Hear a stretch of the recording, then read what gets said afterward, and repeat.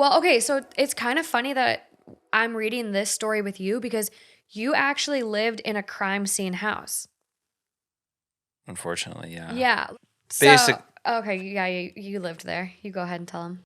Basically, almost 2 years in to living at that house, a neighbor randomly came up one day because we were outside, and he's like, "Yo, guess what?" And we're just like, "Oh, what's up?" Um, yeah. So there was this double homicide in your house, and it happened back in 2012. And I was living here while it happened, and it was crazy. There was all this investigation, and the whole block was shut down, and all this. And I'm like, "Okay, great, thank you. That's awesome." Thankfully, we were leaving that house about a month later. Um, and the other thing is that we determined through the news stories that it for sure happened in the master bedroom, which is at that point was our full studio, Yeah, it was their music studio. because it was the biggest room. And we're like, wow, I guess we made a bunch of great music in there. So it's not like we were getting weird vibes, I guess. But No. And like it's weird because we didn't have any experiences there. But then like when you moved into your new house, I've probably had the worst dreams I've ever had in my entire life. And we like cleansed the place, saged it because all of us were having like terrible, terrible dreams. And I ever still do. yeah, I haven't really since saging the place. But we'll post a link to Justin's old crime scene house because it was really bad. Like the son, I think he was like a 23-year-old kid, ended up murdering both his parents. And the dad, he left like just bludgeoned to death in the bedroom, but he wrapped his mom up in a sheet and like put her in their car and then parked the car around the block. Like it was just so messed up. And he had younger siblings too, which is really sad. Yeah. Well, and it's just like, I don't know. Once you know that about a place, it's weird, but they just don't need to tell you when you're renting. If you were Yeah, gonna go buy it, they have to disclose. but that was probably the rental company's thought is like, wow, okay, we're gonna get a great deal on this Oh, house, they and we're probably just gonna start scooped renting it. it out.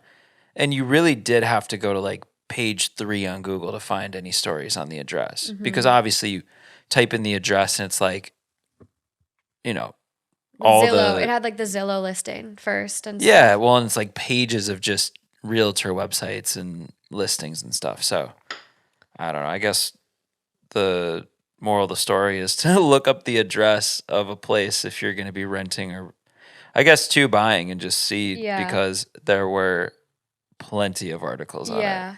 Oh, so crazy. I can't believe that. I wonder if that's a state by state thing too, or if that's just a United States thing, because I think in Minnesota they have to disclose if someone was murdered in your house, but I think there's a statute too. I think if if it's within like 10 years maybe, but after 10 years or something, they don't have to tell you. There's a lot of rules. So like basically Yeah. moral of the story, go and investigate your house or the address before you rent or buy. And if you own it, ignorance is bliss. Do not Google your house. Yeah. Probably. Okay, well, let's get into this story. All right. So it's from the Paranormal subreddit.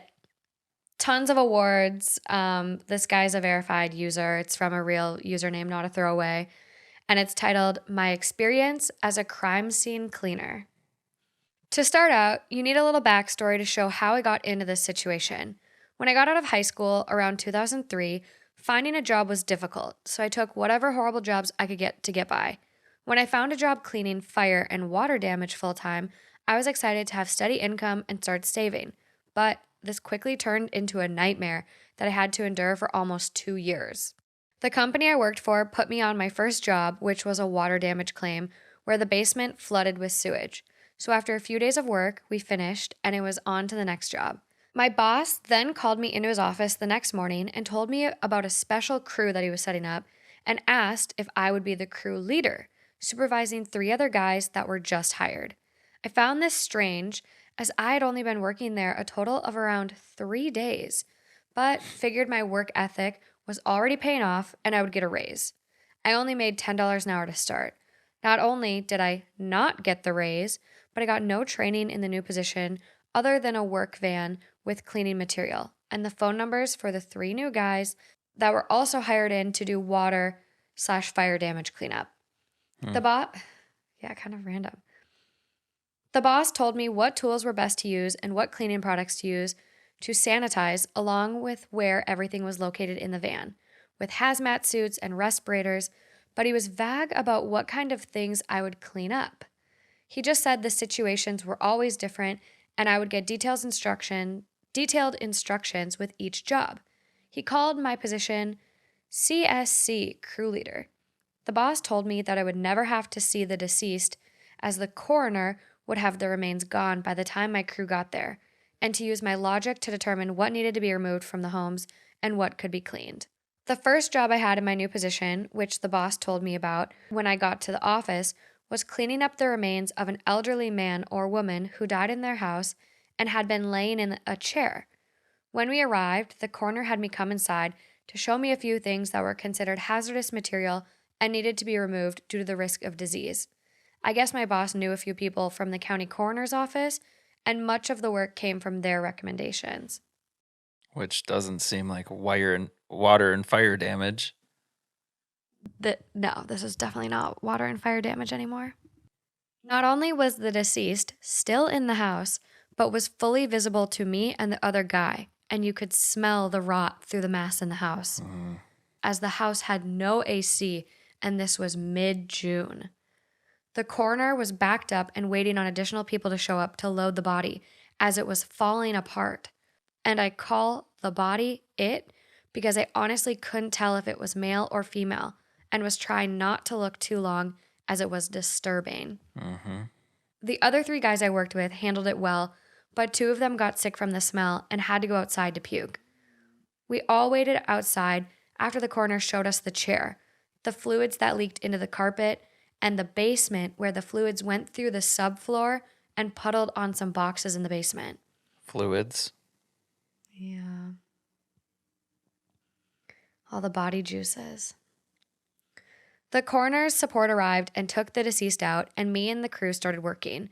After about 5 minutes, weird things started to happen, the first of which was when I began to disassemble the chair.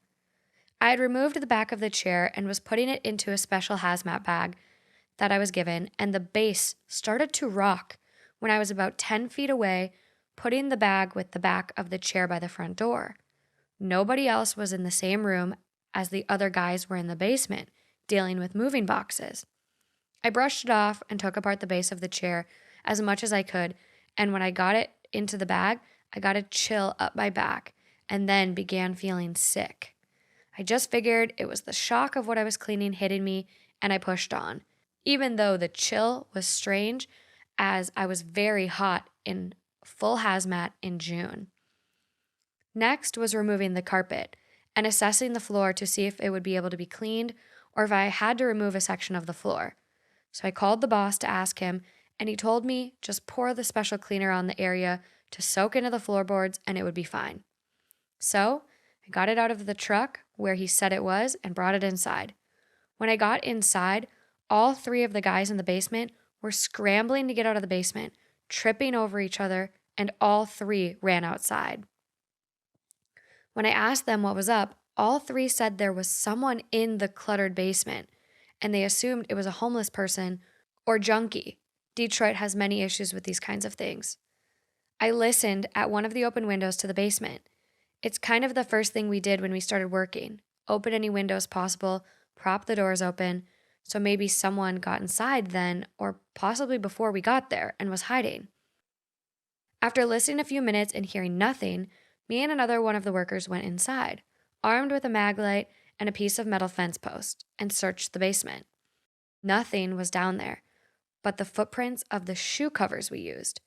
But when we started up the stairs, we heard a horrible, hacking cough from somewhere in the basement. When we looked for it, there was nothing, but the corner of the basement had a bunch of dust stirred up, like someone was moving things very recently. That weirded us both out. We called the guys back in, and they got back to the boxes, but all of them kept feeling like they were being touched while throwing away material from the boxes that got fluids on them. I went back to my upstairs job, but found that the cleaner I put next to the floorboards was gone. And I started getting frustrated as it was the only jug I had of this cleaner, and I clearly remember it being sat next to the area before the guys ran up the stairs and my attention was redirected. I began to take out trash, figuring I would find it eventually, or the basement guys took it for the floor, and I found it on its side, behind the bag that had the back of the chair. This is impossible. There were like 6 other bags in front of this one near the front door, and this was a gallon bottle of cleaner. Again, I got a chill, but this one was brought on by what sounded like a whisper that I could not make out the words to. I cleaned the floor and moved out trash. Job complete. That night, each member of my crew had a dream about an older man telling us that we are not welcome in his home, touching his belongings, and we need to leave. In my dream, I was alone in his house. The old man cried and told me I was destroying his things and he couldn't replace anything. He was trying to push me out of his house, but it was like I was ignoring him, even when he would push me and scream at me. No reaction from me. He then threw my cleaner into the garbage pile I had made by the front door, exactly where I had found it. 2 of the 3 guys in the crew told me their dreams about the old man pushing them as they went through boxes of ruined pictures and other old stuff that needed to be thrown out due to the risk of disease from his fluids. They also said it was like they had no control and were on autopilot. They said they were so sad but couldn't do anything. The thing that got me about the dream of the other 2 guys was they both said the man was getting so upset that he began violently coughing, and that the man kept grabbing their arms when they would touch boxes or throw things in the trash. Neither of the guys were in the house when me and the other guy heard the coughing from the basement. The guy that went in the basement with me said he had a dream, but all he remembered was waking up sad, like he did something wrong, and had a horrible coughing fit, which might just be a coincidence, but I connected it in my mind as relating to the other dreams. We all talked about it and came to the conclusion that we were all just having a reaction to the situation, and it was nothing more than our brains coping with what we had to do. I'm very into psychology, so I rationalized it best I could, and we hoped for better assignments the next day. Next few jobs were not so bad. Cleaning up blood at a home invasion, no casualty, but huge mess. Then there were a few other bloody crime scenes with casualties, but nothing notable happened. About 2 weeks into the job, we began to learn the tricks of the trade and were split into 2 different groups that I was responsible to manage as crew leader. So I would have to go to different sites if the other 2 guys had an issue or didn't know what to do. I thought I was getting used to the job as well as the other guys, as we had no other experiences like the first job. But I was wrong. The next job that there was activity was a suicide of a man that was middle-aged. The coroner had already removed the body, but it was a mess. The guy had shot himself with what I think was a large caliber handgun or shotgun, as the spray was everywhere in the basement, in like a second living room. There were skull fragments lodged in drywall, brain matter all over, and again, he was not found for a bit, so the smell was horrible. First step in cleaning this was using our backpack vacuum cleaner to suck up all the biomaterial. The coroner told us when we went in that he and his partner were extremely uneasy in the house and it felt strange. And we immediately started getting a claustrophobic, suffocating feeling when we went into the basement as well. To make matters worse, the family of the man had come over and were crying upstairs, but the vacuum noise helped to cancel that out. While I was cleaning, the power to the lights went out and it was completely pitch black. This was strange because my vacuum was still powered. This is what happened in my fucking house. This is literally what happened in my house. Oh my God. I just fucking brought this energy upon myself. Why did I do this? This was strange because my vacuum was still powered. My crewmate started screaming at this point, so I turned off my vacuum and climbed off my ladder. I thought maybe he touched a wire to the lights, but when my vacuum unit was turned off, he was still screaming and I could hear things being knocked over.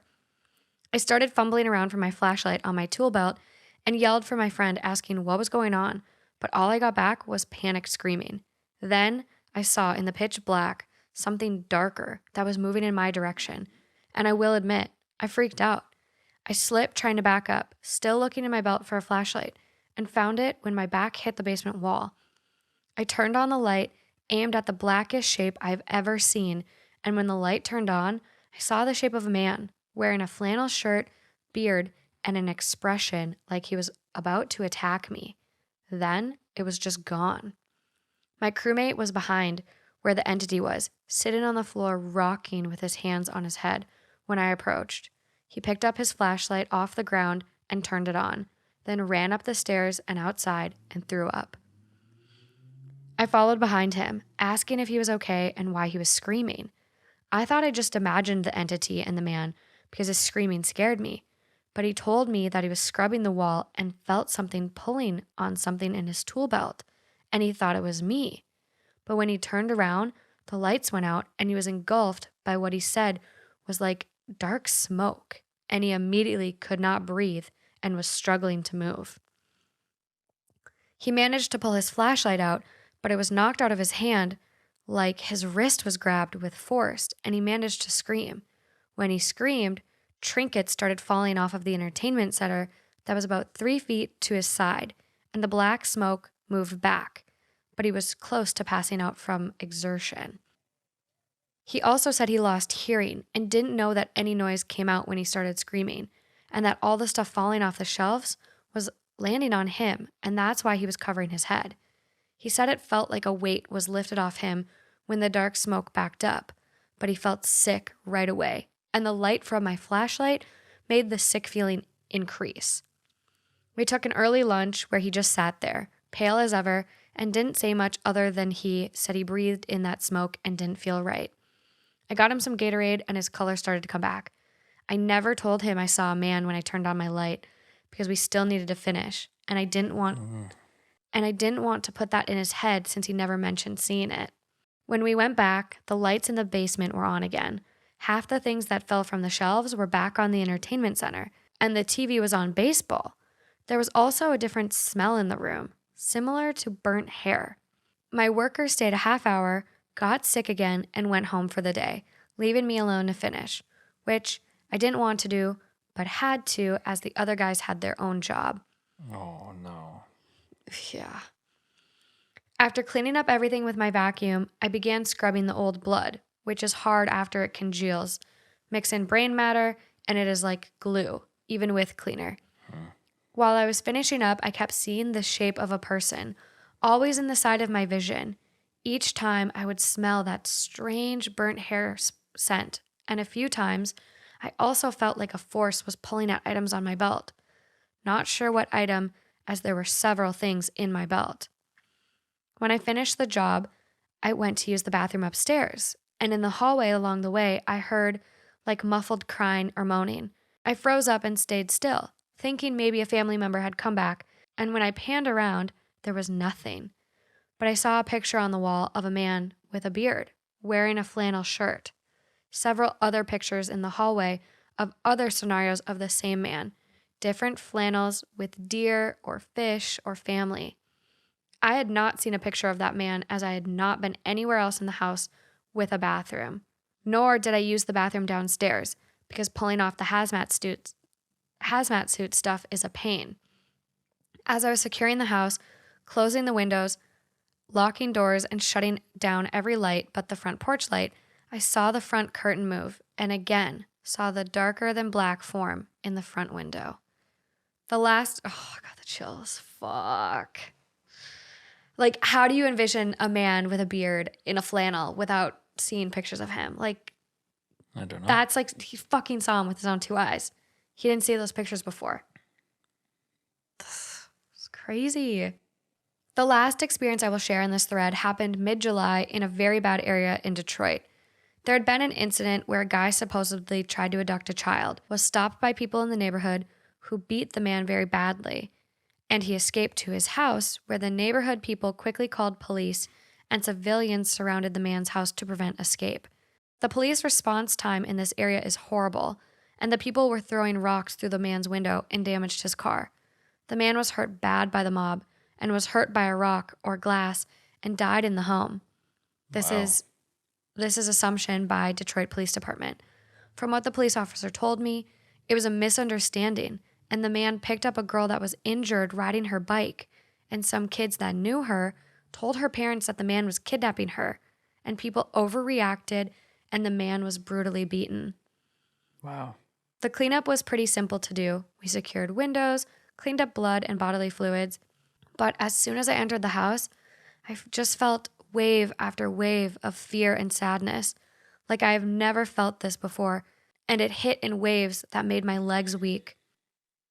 My working buddy who was there showed up late and didn't get the story from the cop like I did, but experienced the same feelings I had. The whole time we were there, we saw a form darting around corners, like it was watching us, then hiding. It was similar to like a small bit of fog or mist. We also heard very slight cries for help coming from several areas in the house, and also what sounded like, "Please stop," and a long, "No." A few times the crowd came back and yelled at the house also. And when this was going on, the activity in the house increased, and we could hear running footsteps go up the stairs, a door slam, and it sounded like the front door would open and close, but we never saw any of the doors move. The path of the footsteps sounded like from the front door through the living room to the bathroom to the two stairs to the upstairs bungalow room. The part that really got me was I could feel the floor impacts that felt like the vibrations of someone running past me when I was cleaning the areas. And each time I would be hit by one of those waves of fear and sadness. Wow, I have such bad chills right now. When we left the house, there were a few people on porches hanging out, like as usual during summer, and the people were still hostile and yelling random things, but directed at us as we loaded the van and took off hazmat suits.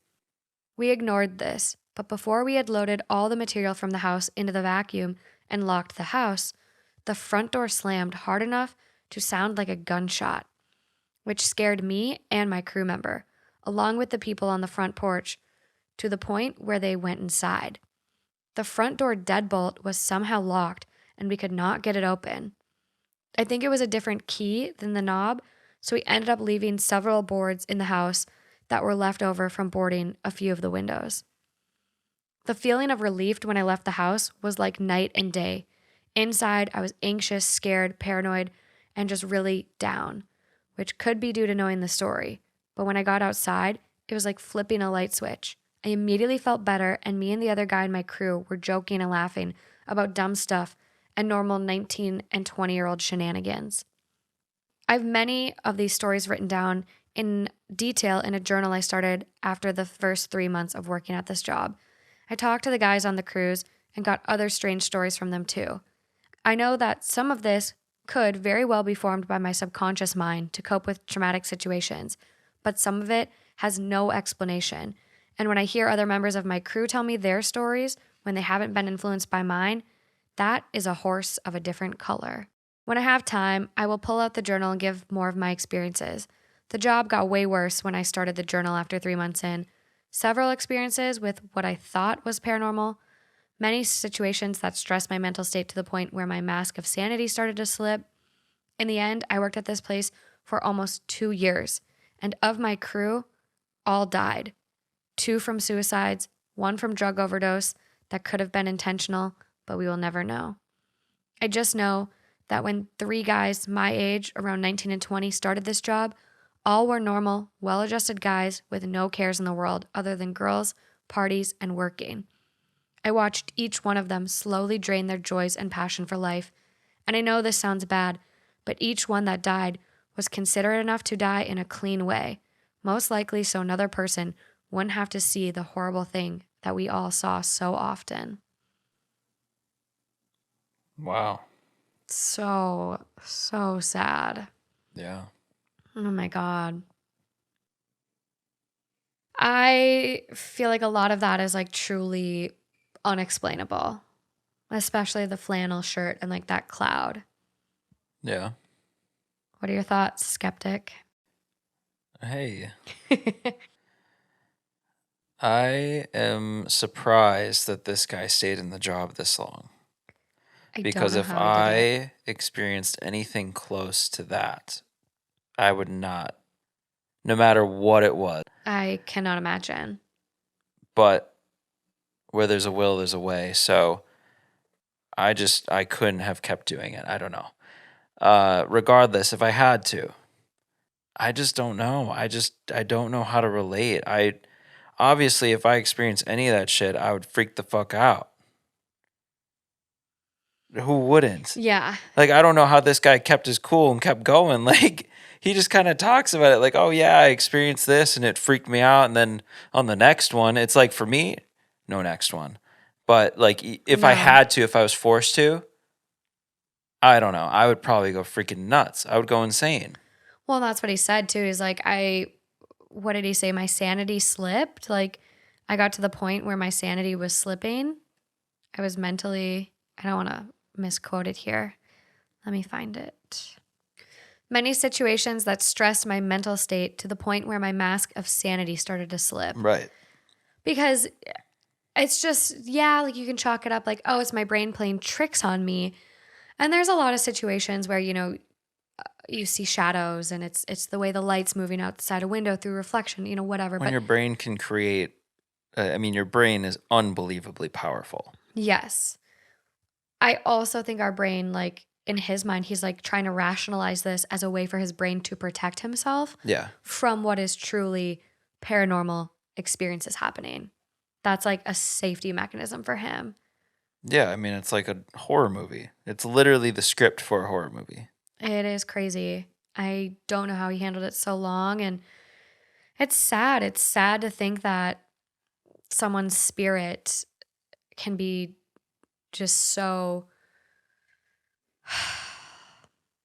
I don't want to say aggravated, but just like in so much turmoil that it latches on to a place like that. And like the old man that died in his chair and was just like so upset that people were like moving his stuff and his things and that's all he had and he can't replace it. Like that was 100% his energy clinging to them and like trying to send them a message in those dreams.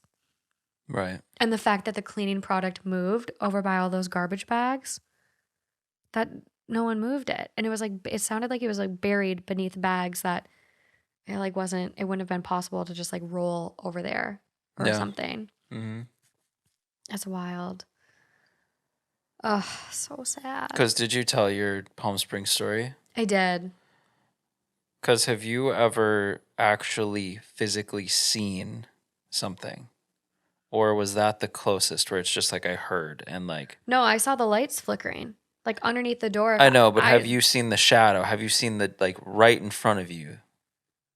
No, not like this. Not like I've never seen like a mist or like a cloud of smoke See, or like anything like that that. shit, that would freak me the fuck out. Mm-hmm. I don't know. I don't know. I'd start questioning everything and like everything, but I just have never experienced anything close to that. Yeah. And I haven't seen the flickering lights or anything. Like I just there was one time when I was a kid. This is the closest I can get. Where my parents would always take the dog for a walk and I would stay home and just kind of chill. Mm-hmm. And I remember being in the living room and just watching TV or doing something. And all of a sudden I heard these stomping steps. Like it sounded like they were coming up from my basement, just pounding really hard, heavy steps. Oh gosh. And I was I was in the process of standing up and I was calculating in my head what I do. And I was thinking side door, front door. Like I was thinking, it was just, I don't know, autopilot. You were like trying to hide thinking it was someone breaking in? I thought someone was in the house and they were stomping up the basement stairs to Oh come my up. And I was on that next level. Okay. And so I was ready to bolt out the front door. And all of a sudden the door from the garage opens and it was my parents coming in from the garage into the house because we had like steps in the garage up inside. Okay. And like that, I just remember that feeling. And that feeling of that crazy amount of fear is what I'd have in this situation. But I guess like the last house I was in with that whole situation is, where I'd expect maybe I would have experienced something like that. But if we had never been told that, we would have we would have had no clue. You would never have known. Yeah. Unless if he hadn't told us and we didn't find the articles, it just like, No, and I think when we found out even, I tried to think, I was like, "Oh, has, like, anything weird happened?" And there wasn't anything. yeah, like Like, that house was I'm trying to find some way to connect and relate, but I just haven't had that. But you better knock on wood. I'm all I know though is if I did experience it, like this whole story, I just Then you'd believe, like, this yeah, is I mean I'd truly lose it. My mind would try and rationalize it, of course, in the same way. But oh my god. I know. I just want my energy to peacefully move on. And I think that's what's so interesting too. Like we have all of these laws of matter and it's like and all of this other stuff that we already know about like our world and it's like no energy is created or destroyed. So if our energy isn't destroyed, it's like where I'm getting this is like so spiritual and like this is why people, believe in religion and like to try to justify this like okay, where do we go? Are we just like blank slate like where we're dreaming? Like so where does our energy go? And it's so interesting because when this guy was like describing all of these dreams, it was almost like the veil, where this man was like trying to touch them and like couldn't touch them and was screaming and like grabbing them, but they couldn't really feel it because he was trapped behind that other veil.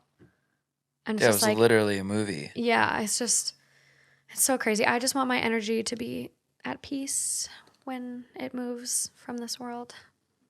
I have a couple more like little short ones now that like I got you on this because I had a couple more listeners send in some stuff after the episode and they're short, sweet, but like have some pictures that are really kind of freaky.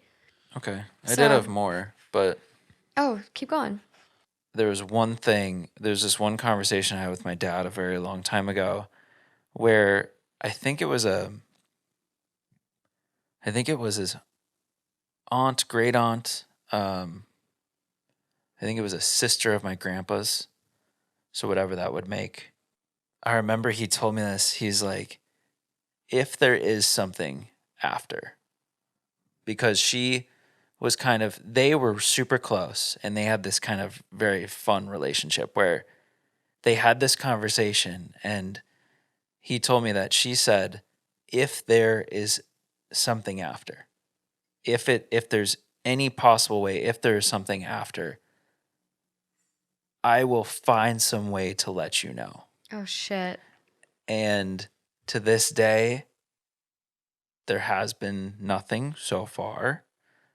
That doesn't mean it can't happen, but I just remember that conversation from a long time ago, and it's kind of crazy to think. I mean, you Maybe he's have just someone, missing the signs. you maybe, but you have someone that's passed away and says, "I will, like, I know you more than anyone. I will find a way to let you know." Yeah, but maybe she's just happy on the good I energy know, but just plane. think about that Yeah, as a concept. Like, I how know. crazy would that be if all of a sudden there was some one little thing you're like, fuck, there it is. Mm-hmm. And then you just know. Because Yeah. they would have known each other well enough to have that one thing Their where if little he saw it, inside. he would know. And then Yeah. he'd be like, oh, wow. Well, oh, God, that's That's the crazy. shit that makes me feel crazy. Like, that's the Yeah. chills. If something like that were to happen and he told me, that's where I would just like, You'd know wow. instantly. Yeah. There's a lot of stories on Reddit, especially in like the paranormal or another subreddit I found, just kind of unexplained mysteries. And there's a lot of people that talk about what they saw when they die. And like this one person had like a massive stroke and was flatlined forever. And they basically explained like they didn't see the pearly gates, but they said they were walking through like almost what was described in Soul, but like without the weird like animations. It was just like a park where like one man was sitting on the bench and like all of a sudden people started to gather around him and it was like going to be like a class or like an outdoor like learning thing. And he looked at her and he goes, "What are you doing here? Like, it's not your time yet. You need to go." And then all of a sudden she was like back in her body. Yeah. That's cool.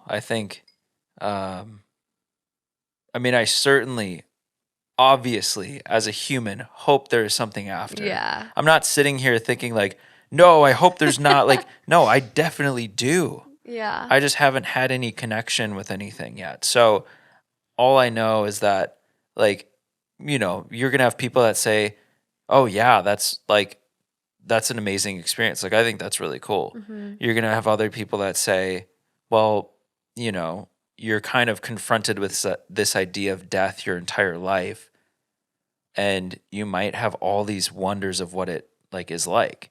And so just think about when you dream, your brain is capable of putting together a million different scenarios.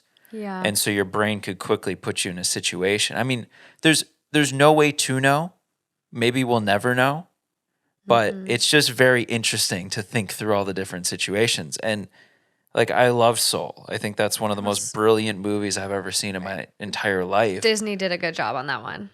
And I just think that, like, that was beautiful. That way that was portrayed, and just the whole idea of that was amazing. Mm-hmm. Um, but yeah, I really hope. I don't want to have a connection like some scary shit. Yeah. Like, I'm not inviting that. I don't I want don't to want any experience scary that. shit either. But wow, yeah. I know. What did Stephen Hawking say about like death? He was asked about it a lot. And like what did he say to like rationalize what happens with energy and stuff like that?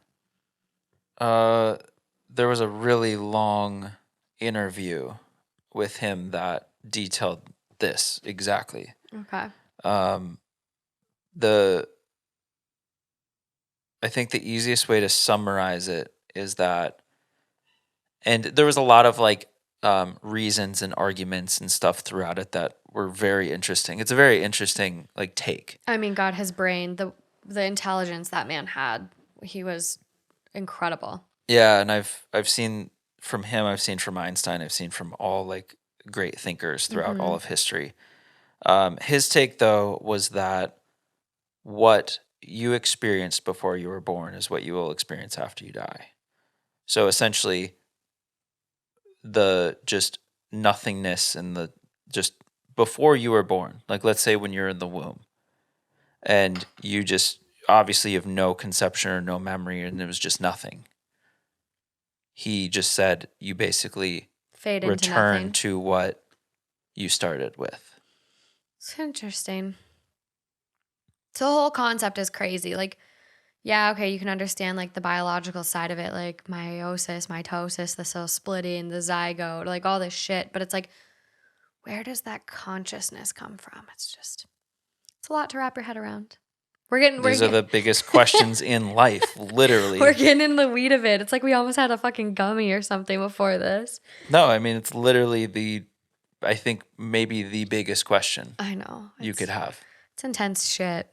But it's also cool. It's doesn't have to be this polarizing topic. It can be this really cool conversation. Like at one of our writing camps, we like sometimes you just sit around the hot tub and you just have these deep conversations. I remember one person said, "What do you think happens after you die?" And we all went around and kind of gave our opinions.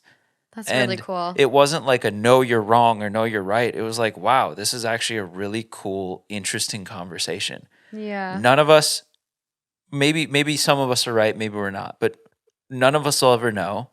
There's no way to argue that someone's wrong and someone's right because we absolutely have There's no no way to idea. prove it. So I think these topics provide a really cool situation and environment just to have a really awesome conversation.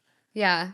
That's amazing because it's really I just think about like some of the talks that I've had with my family and like half of my family is very religious and it's like it's not easy to have those conversations sometimes. So like to be in a safe space with like a good group of people like that is really cool. Yeah.